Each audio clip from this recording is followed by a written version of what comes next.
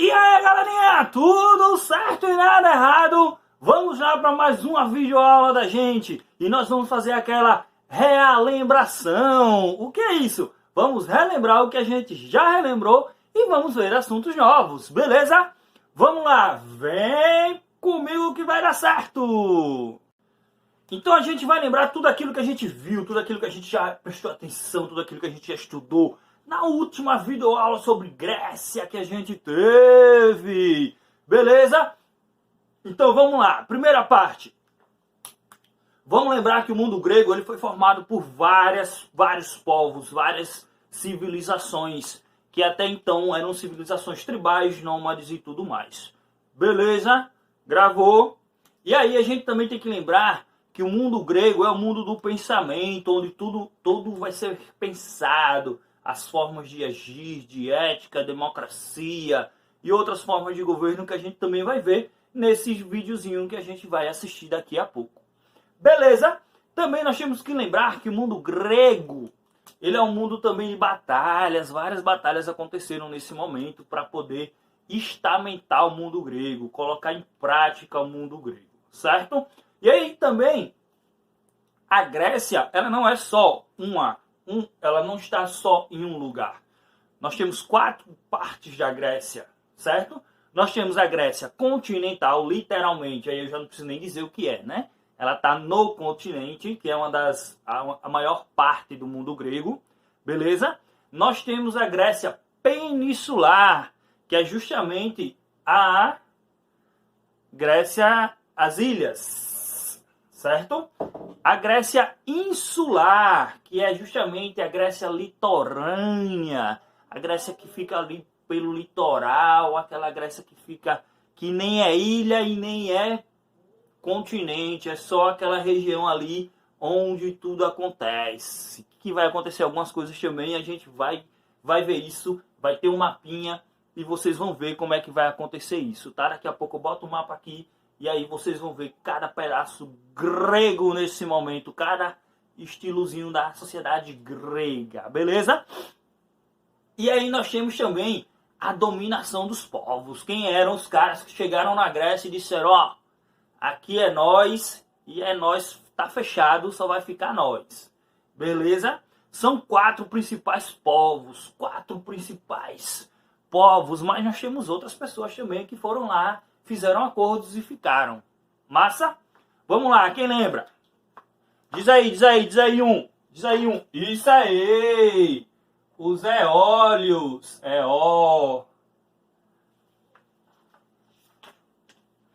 Eólios. Qual é o segundo? Aqueus. O terceiro? Os jônios. E o quarto dominante são os dórios. E aí nós temos cada um desses. Só que nós não temos só esses. Temos também cartagineses, nós também temos Índia, alguns indianos que foram para lá. Nós também temos algumas pessoas que saíram da Península Itálica e foram para lá. Então, tem algumas miscigenações aí no mundo grego, beleza? Mas os 4 povos principais são esses. No mapinha que vocês viram aí, vocês vão ver que vai ter alguns outros povos também, mas que eles são não tão importantes para a formação básica da sociedade grega, que a gente já viu lá, mais uma vez, ressaltando o outro videozinho de formação grega. E aí nós temos o seguinte, vê só. Vem pra cá. Conta história comigo. Os eólios, acho que vai ter que diminuir, são os... galera que pensa. Pensadores. Os aqueus são aqueles... como é que eu posso dizer? São os agricultores.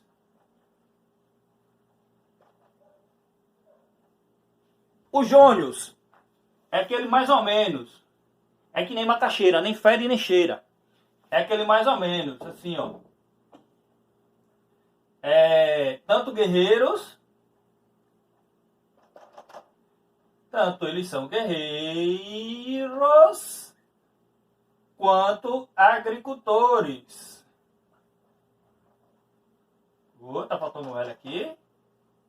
Agricultores. E essa galera aqui não tem meio termo não, é a galera da quebradeira. Essa galera aqui, ó, são só formados literalmente pra guerra, pra tapa, pro vamos ver, pro vabei, né? São os guerreiros, os dórios são os guerreiros. E aí a formação dórica vai ser justamente no meio da península grega ali, na Grécia continental, onde vai se formar um grande reino, onde vão ter grandes batalhas. E onde a gente vai ver justamente uma das batalhas daqui a pouco, onde um rei vai impedir que, com seus 300 soldados, sua guarda real, impeça que o maior império do mundo, naquele momento, invada justamente a Península Grega. Beleza? Mas isso daqui a pouco. Vamos, só spoilers. Ó, e esses 4 caras, esses 4 povos, eles tinham seus pensamentos e aí eles foram dividindo a Grécia entre si. Beleza? E nessa divisão da Grécia... Peraí, produção, puxa um pouquinho para trás aí, produção. Aí, produção. Minha produção é excelente. Que aí tem esse lado aqui agora, né? Ó, e esses povos, eles foram fazendo justamente essa divisão grega, onde cada povo vai ficar, onde cada região vai ficar, como a gente viu no mapinha, né? Cada povo vai ficar no seu determinado lugar, ninguém... Grécia é Grécia, todo mundo é Grécia, ninguém invade ninguém, beleza? Então vamos ficar todo mundo aqui, cada um fica na sua generalização. Eu não invado você, você não me invade, a gente tenta só fazer os acordos comerciais, os acordos de terras e tudo bem, tudo bom. E a gente toca a bola para frente. E foi o que aconteceu durante muitos anos na Grécia. A Grécia em si, ela não teve principalmente guerras entre ela no seu início, tá? Ela teve guerra com outros povos que tentaram invadir, até porque o continente grego, ele estava se desenvolvendo muito rápido, certo? Então vamos lá, pensando. Os eólios, eles formaram Atenas, que são os pensadores, os filósofos, aquela galera, os professores, aquela galera todinha que ficou justamente com a parte mais burocrática da política. E literalmente os políticos, né? Eles eram literalmente governados pelo Senado, onde o Senado ele tinha poder de qualquer coisa, poder de voto, poder de leis e outra coisa. Só que tem um porém.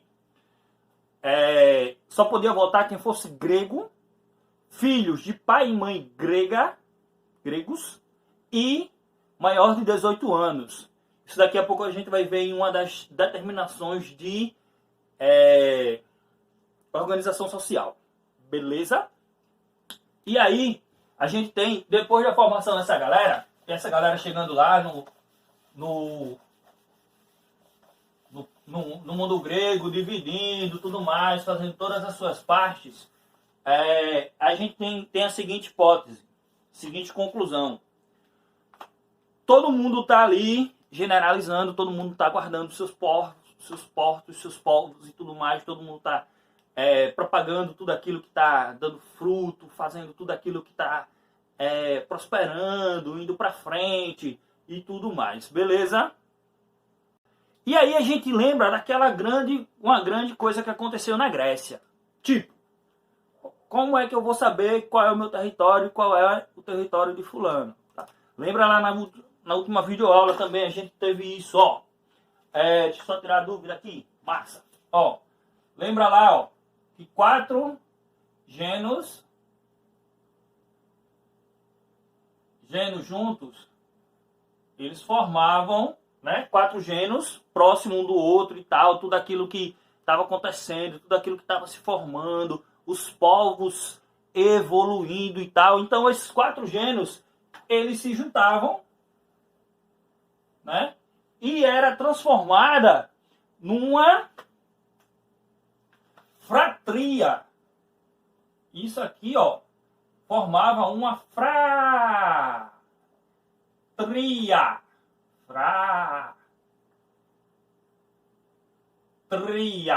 Certo? Então, aqui, ó, 2 e 2, 2 e 2, certo?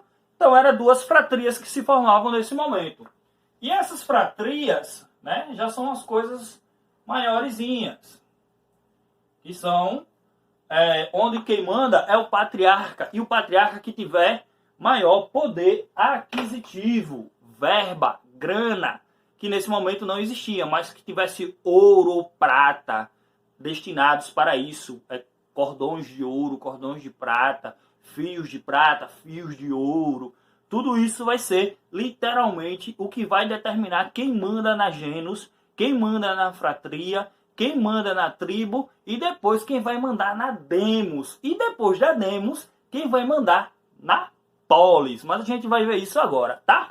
Então, do mesmo jeito que se forma a fratria, vai se formar a tribo. Ó, junta aqui, ó, essas duas tribos, essas duas fratrias, e ela se transforma numa tribo. Uma tribo grega. Gregra.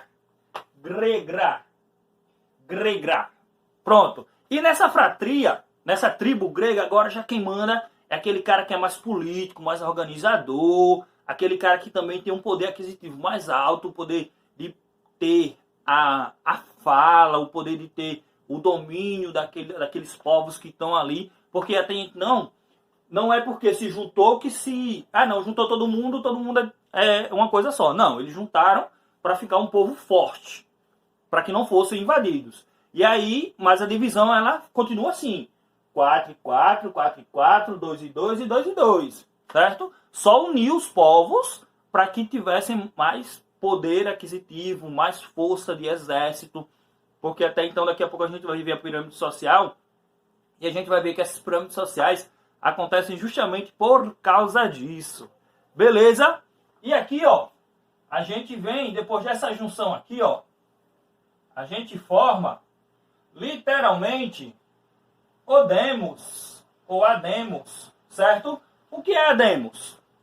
A demos é justamente aquela grande proporção de terra, onde os grandes gregos começaram a ter o domínio da terra, ter a sua sociedade estamentada, dividida literalmente social, certo? Totalmente estamentada, onde um manda e um obedece, e um trabalha e tudo mais. Beleza?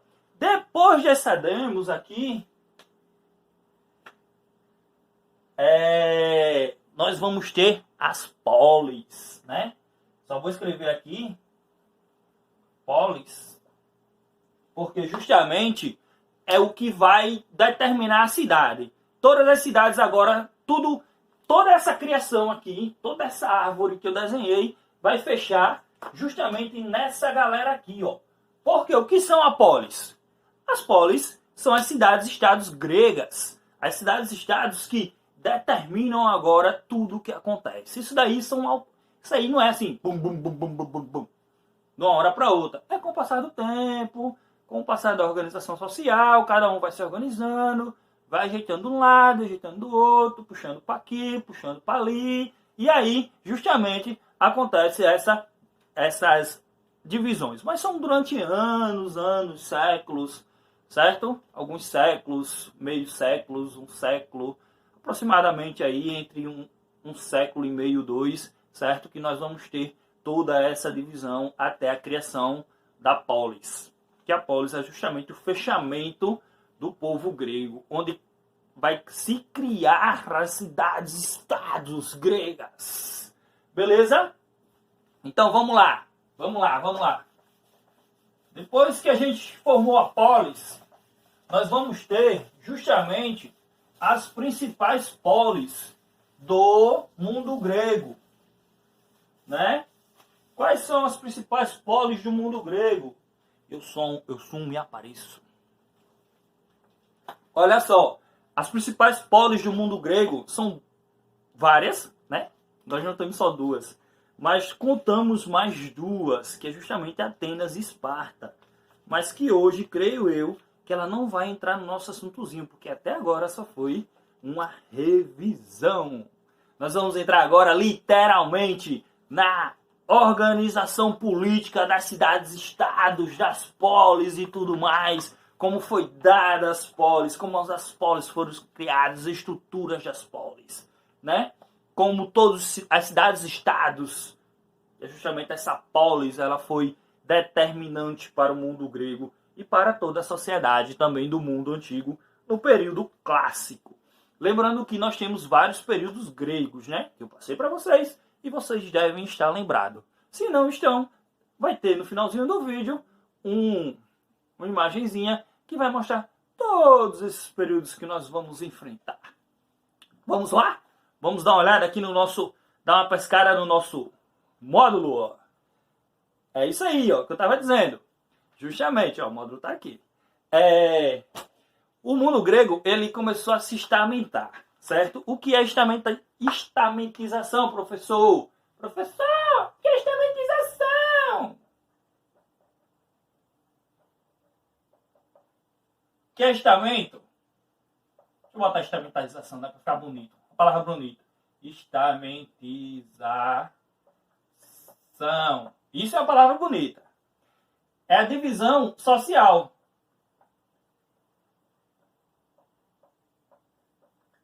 Fica mais bonito ainda, né? Por que estamentização? Porque ele tem que ter os seus estamentos, ele tem que ter a sua organização política, divisão social.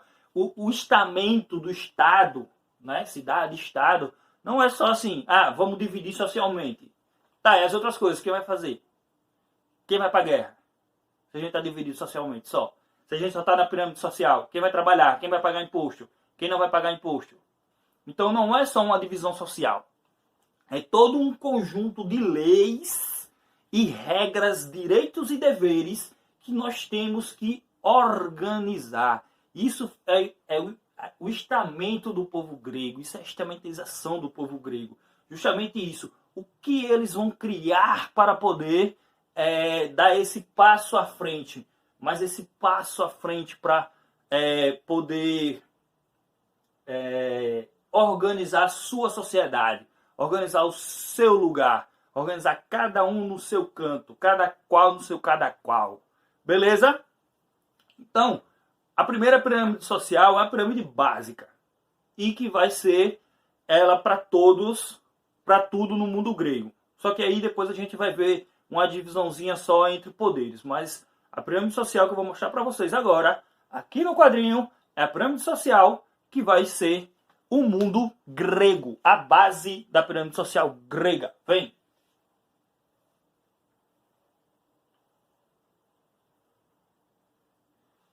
Olha só, aqui embaixo a gente tem os camponeses.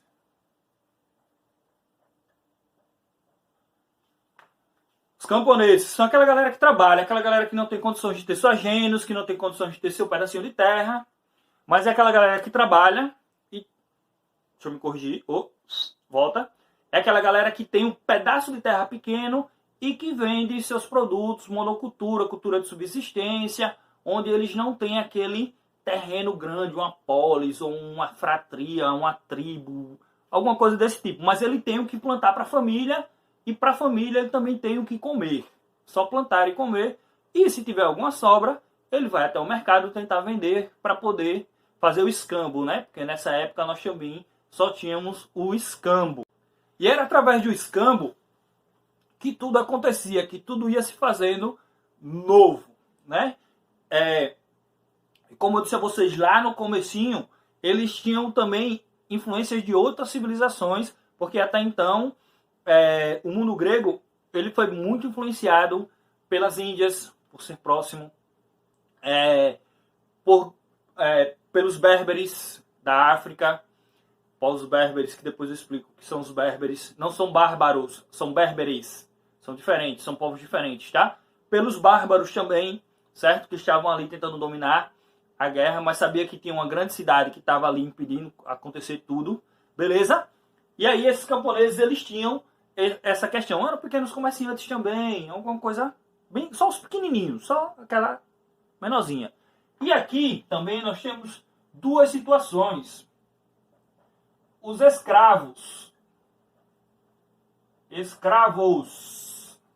que esses escravos nós tínhamos duas situações, por dívida e por guerra.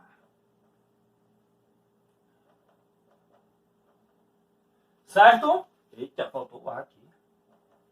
Pronto, por dívida e por guerra. Por que por dívida e por guerra, professor? Por dívida era o seguinte, era esse camponês que pedia alguma coisa emprestada, grãos, aos grandes patriarcas da sociedade grega e se endividava e não tinha como pagar, e aí ele virava escravo. E aí ele tinha uma pequena diferença entre o escravo por guerra, que eu vou explicar. E aí esse cara se endividava e não tinha como pagar, e o cara tomava o pedaço de terra dele, os genos dele, até ele poder pagar. Ele nunca iria pagar porque até então ele sempre iria dever. Então ele virava escravo normal, só que esse cara ele tinha direitos, porque ele era grego. E esses direitos que ele tinha, ele poderia ser soldado, ele poderia trabalhar para o patriarca, ele poderia trabalhar na casa grande onde habitava toda a família do patriarca. Ele poderia também fazer com que os patriarcas eles poderiam ter ou não aquele envolvimento entre o patriarca e eles, porque eles tinham direitos gregos também, né? E esses camponeses eram escravos por dívida. E os escravos por guerra? Escravos por guerra já está dizendo. Foi para a guerra, não venceu a guerra, voltou como escravo. Era aquele negócio. Ou tu volta vivo, ou tu vai vivo para onde eu mando, ou tu fica aqui morto. O que é que tu escolhe? A galera escolhia voltar vivo. E aí eles voltavam, eles iam vivos para lá, né? E lá mesmo eles ficavam para poder trabalhar na terra. E esses aí eles não tinham direito nenhum, nada. Eles não tinham direito a nada. Eles só tinham no mínimo direito a 2 alimentações por dia. Ou eles comiam de manhã, ou eles almoçavam, ou eles jantavam. Uma das 2 alimentações. Ou café da manhã ou jantar, almoço ou jantar, jantar ou café da manhã e jantar. Ele não tinha direito a mais nada. Eles eram regrados a tudo. E eram literalmente, depois do trabalho na lida, depois do trabalho nas colheitas, eles eram acorrentados e presos em grandes salões onde eles viviam lá. Depois de algum tempo, eles passaram, depois que eles se tornaram cativos na cabeça, que eles sabiam que não iriam sair dali, eles passaram a viver soltos, mas ainda presos dentro dessa casa grande, que aí também vai acontecer lá na frente, isso para vocês, mas já é um spoiler dos próximos capítulos. O escravo, o negro, é a mesma coisa. A senzala e tal, e a galera trabalhando ali. Beleza? Nessa segunda parte aqui, ó, nós temos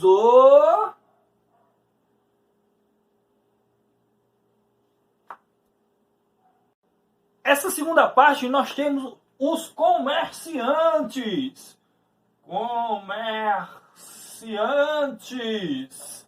Esses comerciantes eram literalmente aqueles comerciantes mercantis, aquela galera que trazia mercadorias e levava mercadorias, que vendia, trazia mercadorias de qualquer lugar do mundo para a Grécia e tudo mais. Esses aqui também tinham os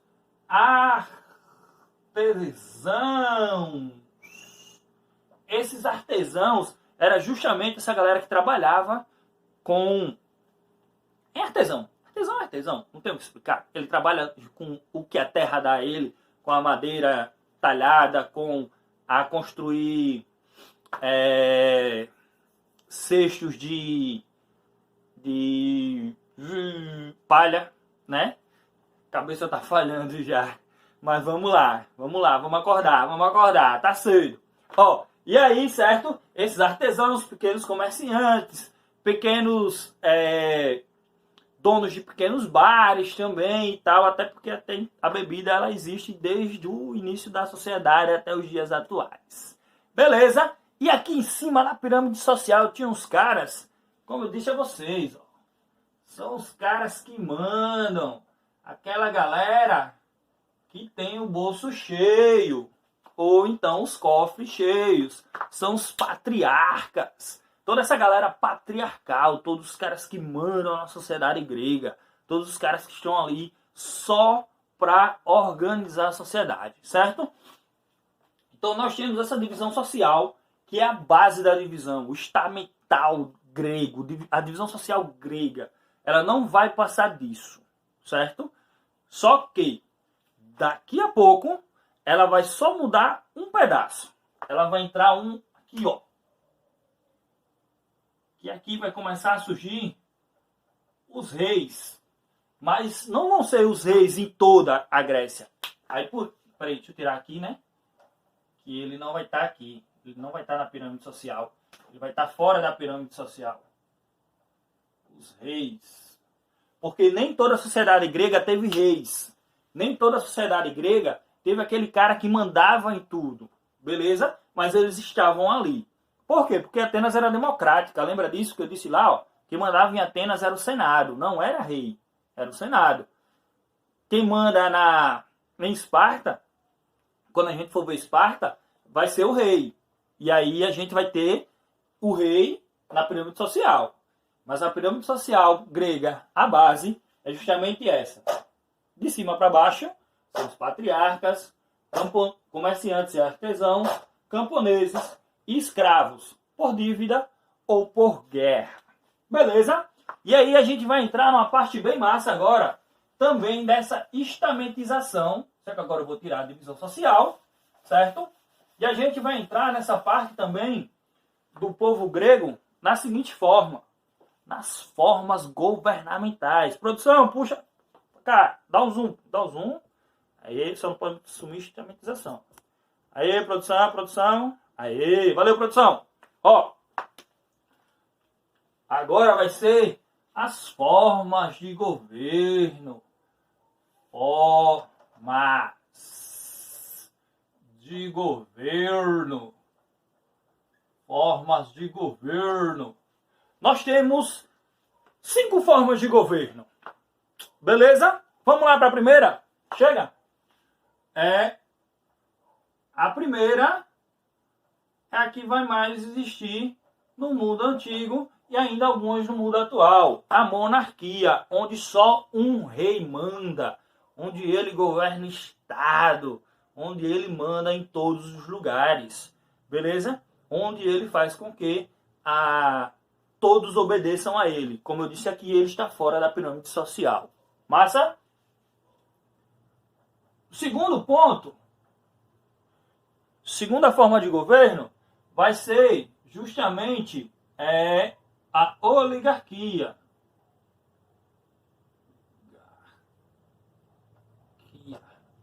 A oligarquia, quem manda, era justamente a pirâmide social grega. Os oligárquicos são aqueles caras que têm dinheiro, que têm poder, que têm grana, que têm bufunfa, que têm ouro, que têm grandes rebanhos de gado, que têm várias terras e essas coisas mais para poder mandar na sociedade, para poder ter direito a voto e a vez.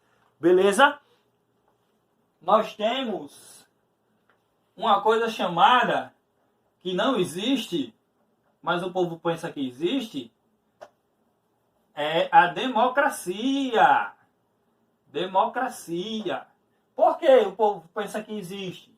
Mas, professor, nós somos um país democrático? Somos, nós todos temos direito? Temos deveres? Temos. Mas somos assistidos pela sociedade, pelo governo, pelo Estado? Não.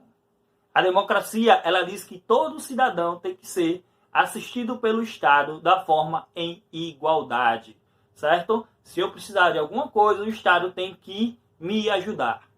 Isso não acontece em lugar nenhum. E não é um pensamento socialista ou comunista, tá? É um pensamento democrático. É um pensamento onde o ser social ele tem direito e deveres. Os direitos dele são dados pelo Estado. Os deveres dele os direitos são dados do Estado para ele. Os deveres são dados dele para o Estado. Beleza? Tem essa divisão. Ah, professor, mas você está dizendo aí que o Estado tem que ajudar o cara. Tem. O Estado em si tem que ajudar. Mas eu não estou dizendo que tem que ajudar financeiramente. Não é um pensamento capitalista ou socialista. O Estado tem que ajudar ele da seguinte forma. Está precisando de plantio. O cara vai lá, de raiz, de semente. Aí o cara vai lá, doa não, né? Vende a semente a ele, que depois ele vem a pagar. É isso que tem que existir na democracia. E na democracia grega, só quem tinha direito era a oligarquia, o cara que tinha dinheiro. Então não existia democracia. Outra coisa, a democracia todos têm direito. A democracia grega, mulher não tinha direito a nada, só a mulher espartana. Mulher ateniense, mulher cretense, mulher de Maratona, mulher de outras cidades, cartaginenses e tal, elas não tinham direito. Então não é uma democracia grega. Democracia grega não existe. Beleza? Lembra lá quando eu falei no começo do vídeo. Pai grego, mãe grega e filho maior de 18 anos grego. São os que têm os principais são os que têm os poderes na mão. O direito de estar lá para poder votar e tal. E ter essa, literalmente, essa forma de governo. Deixa eu ver aqui.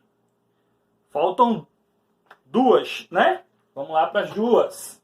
Nós temos a diarquia, que não é do dia, tá? Diarquia.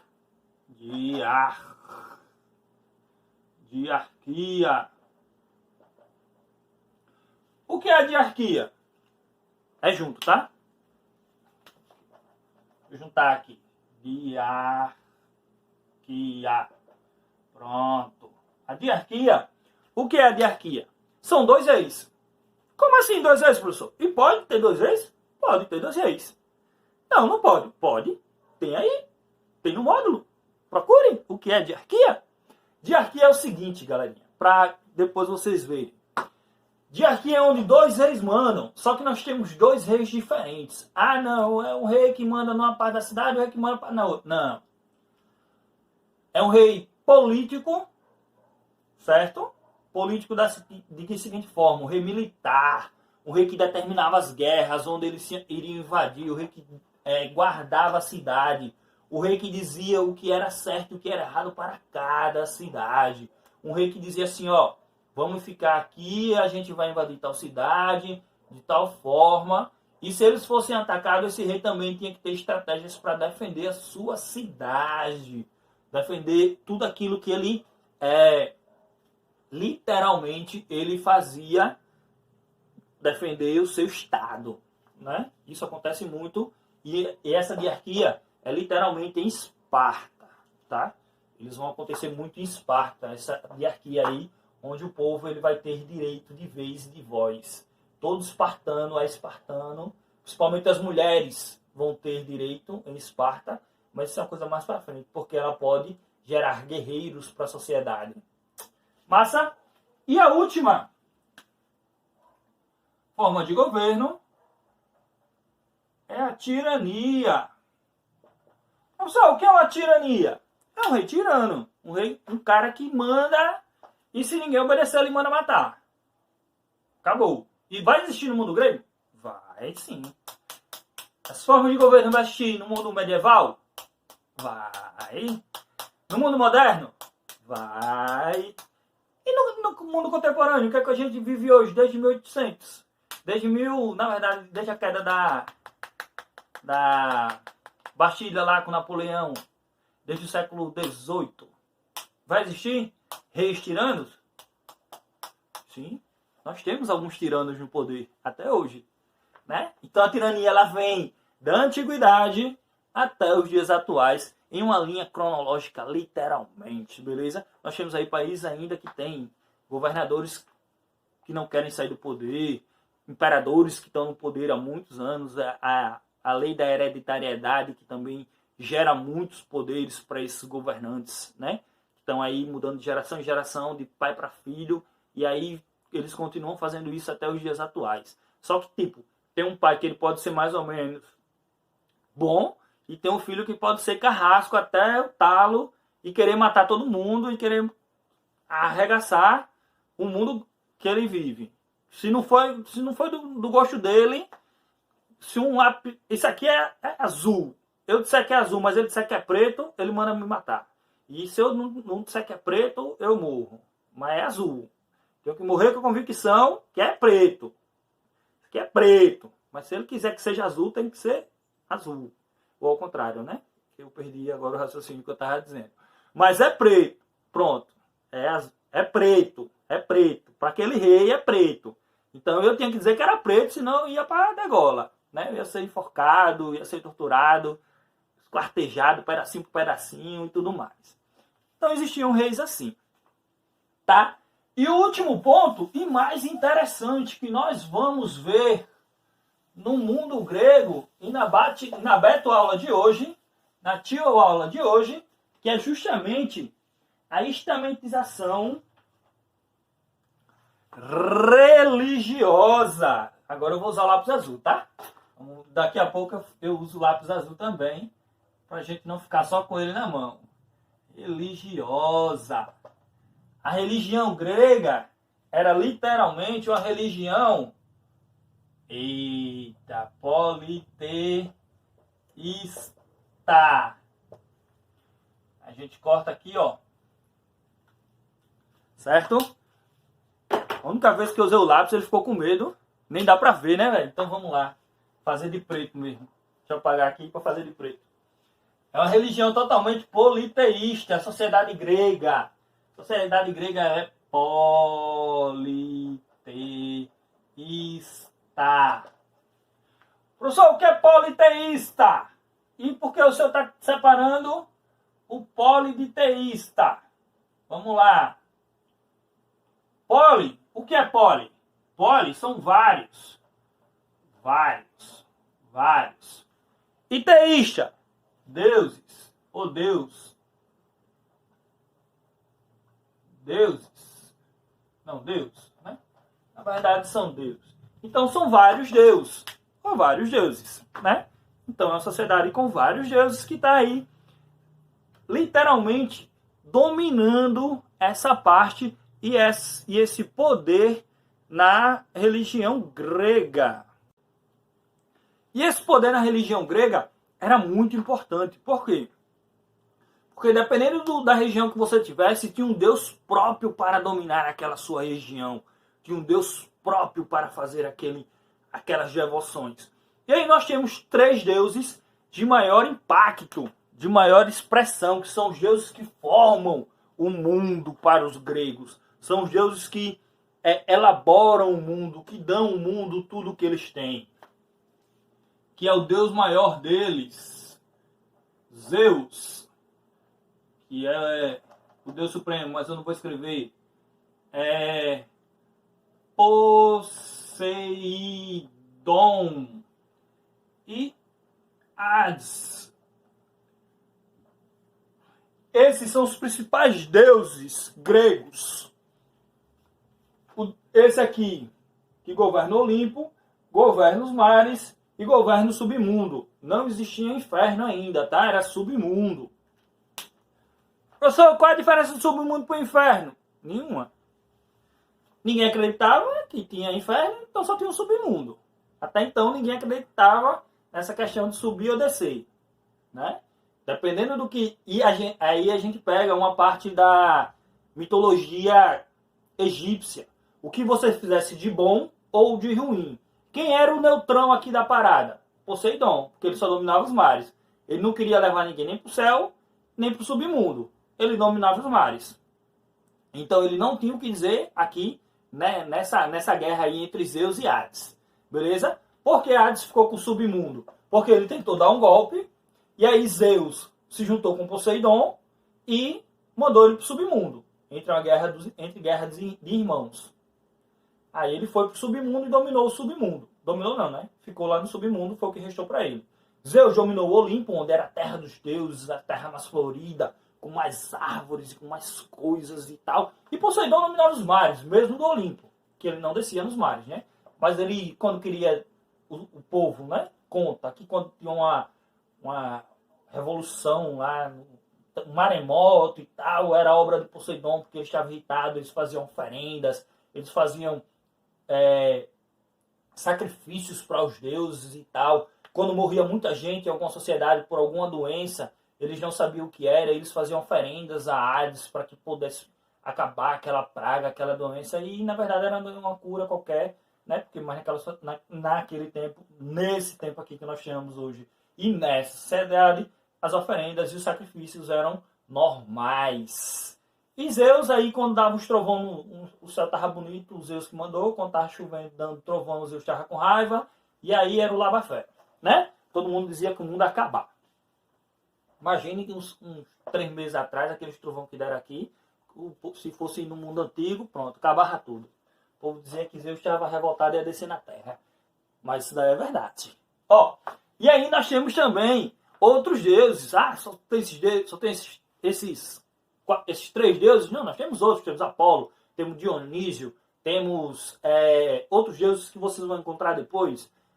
Que aí depois a gente vai começar. São deuses de menor expressão. E desses deuses de menor expressão nós também temos outras formações de deuses. Quais são as? Pessoal, mas outras formações de deuses? Sim, outras formações de deuses. Como? Nós temos os semideuses, que são os filhos de deuses com humanos, né? Nós temos aí, cada um tem seus filhos, mas o que tem mais filho aqui, ó, é Zeus. Zeus, ele desce à terra algumas vezes e aí fecunda algumas mulheres, né? E aí ele tem alguns filhos, tipo Hércules, é filho de Zeus. Perseu é filho de Zeus. Teseu já é filho de Poseidon.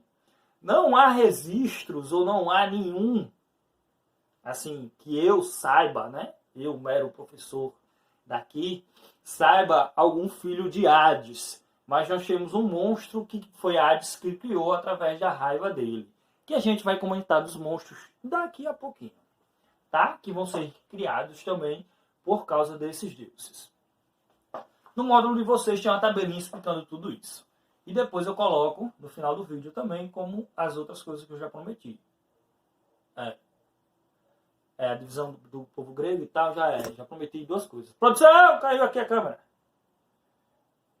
Retirou. Pronto, produção. Ó, e aí esses deuses, eles têm esses filhos, que são semideuses, que são... eles não podem viver no Olimpo porque tem um sangue impuro, mas eles também têm poderes que eles podem estar aí.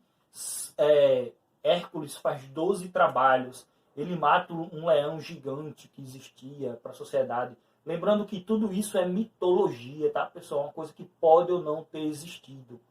E o não fica mais enfático, o não é maior.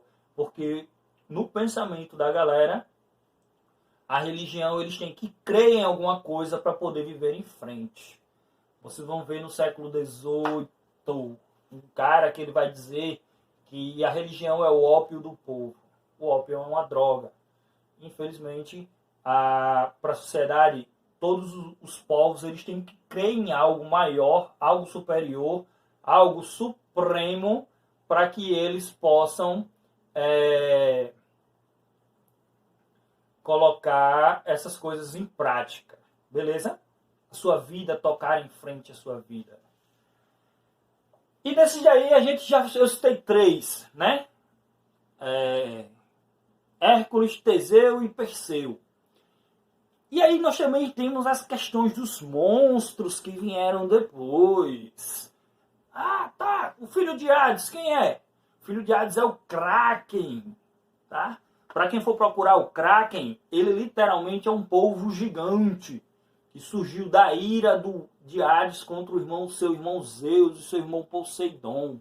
Então, quando Hades queria acabar com alguma coisa no mar, que era a única coisa que ele podia fazer, ele detonava, ele liberava o Kraken, e aí o Kraken ele devastava cidades costeiras, ele devastava cidades que estavam ali próximo do povo, ele devastava várias cidades e vários barcos e tal, afundavam através do Kraken. É o único filho possível de Hades que foi catalogado. A gente não tem outros registros, ou pelo menos eu não tenho conhecimento.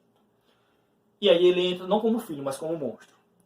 O segundo monstro que nós podemos citar é um monstro belíssimo, o monstro mais lindo do mundo, que se encantou por Zeus, e sua esposa e irmã Hera, com raiva desse encantamento que também Zeus brilhou o zoinho para ela, foi a Medusa. Por que a Medusa, professor? Ela era encantadora, ela tinha uns cachos longos, cabelos longos, cacheados, cabelos lindos, cacheados, olhos azuis, né? Tudo é mitologia, a gente pode imaginar como ela qualquer imagem dela. Então eu estou imaginando ela do jeito que eu quero. Então, e o que vocês vão também imaginar. Então ela tinha aqueles cabelos longos, cacheados, todos cacheadinhos assim, tal, de olho azul e tudo mais. E aí Hera viu que os dois estavam tentando ali ter um caso, aí ela chega assim e diz: Medusa, chega aqui, vamos trocar uma ideia nós duas? Tá olhando pro meu marido e eu não tô gostando. Vou fazer o seguinte contigo, vou te amaldiçoar. Para todo homem que tu olhar, ele vai virar pedra. E os seus cachos vão virar cobras. A Hera faz... estrala o dedo, aí acabou com a Medusa. A Medusa não podia mais se apaixonar por ninguém, porque toda vez que ela olhava para um homem, ou o homem olhava literalmente para ela, ela petrificava o homem, transformava o homem em pedra. E aí não tinha mais o que fazer. Ela morreu pelo tempo, né? Foi esquecida também, que todos os deuses de antiguidade foram esquecidos, mortos pelo tempo, pelo esquecimento, na verdade. E aí a Medusa, ela some. Isso é ciúme de mulher, não? Cuidado, vocês. Ó, e aí nós temos outro monstro, o Minotauro. Qual é o professor, o Minotauro? Metade homem, metade... Não é boi, é búfalo. Certo? Mas, professor, você pensei que era boi por causa dos chifres. Independente dos chifres, papai. É búfalo. Por quê? Porque ele tinha literalmente essa questão... O búfalo, quando eles viam o búfalo lutando, eles vêm com aquele impacto e pô, a cabeça então ali. Aí volta para conquistar território. Quem já viu os búfalos lutando, não viu? Bota lá, guerra de búfalo, briga de búfalo por território no Google, que vai aparecer, você vai ver. O impacto daquele tem impacto de 1 tonelada. Então os caras têm que botar medo. Então, o Minotauro era corpo de homem, cabeça de búfalo.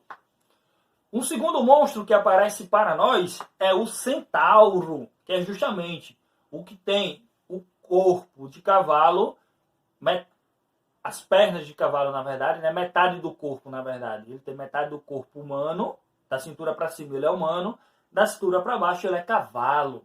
Então aí são os quatro, é um quadrúpede. Ele é um cavalo aí que toma conta e é um cavalo guerreiro também, tá?